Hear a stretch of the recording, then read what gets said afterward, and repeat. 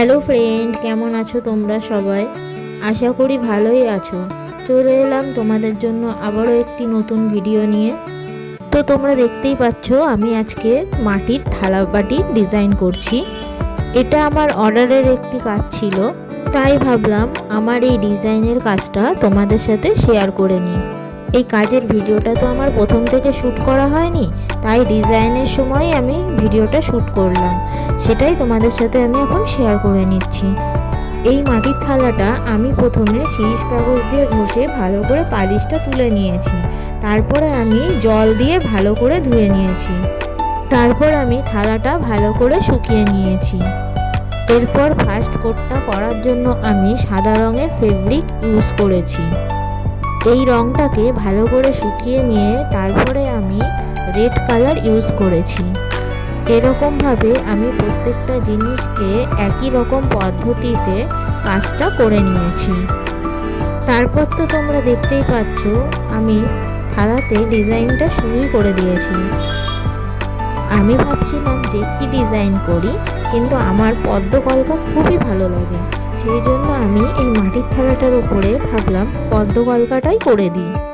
আর এরকমভাবে আমি থালা, বাটি, গ্লাস প্রতিটা জিনিসেই লালের ওপরে সাদা দিয়েই কাজটা করেছি। আর ডিজাইনটা তোমাদের কেমন লাগছে তোমরা অবশ্যই আমাকে কমেন্ট করে জানাও, আর ভালো লাগলে একটা লাইক করে দিও। আর ফ্রেন্ডস, এখন তো বিয়ের মরশুম চলছে, তোমরা যদি চাও এরকম কাস্টমাইজ ডিজাইনের থালা, বাটি, গ্লাস বা গাছকৌটো, কুলো এই ধরনের জিনিস তোমাদের লাগবে, তাহলে তোমরা আমার সাথে কন্ট্যাক্ট করতে পারো। আমি আমার ফেসবুক পেজের নামটা স্ক্রিনেই দিয়ে রাখবো।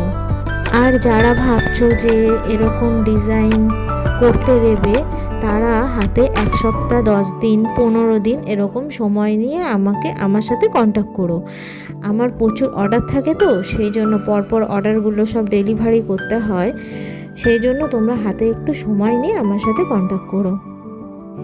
আর ফ্রেন্ডস, তোমাদের আমার ভিডিওটা কেমন লাগছে তোমরা অবশ্যই আমাকে কমেন্ট করে জানিও, আর ভালো লাগলে একটা লাইক করে দিও। আর যারা আমার চ্যানেলের ভিডিও নতুন দেখছো, তারা অবশ্যই আমার চ্যানেলটি সাবস্ক্রাইব করে দিও। আবার তোমাদের সাথে দেখা হবে নতুন কোনো ভিডিও নিয়ে। ততক্ষণের জন্য তোমরা ভালো থেকো, সুস্থ থেকো।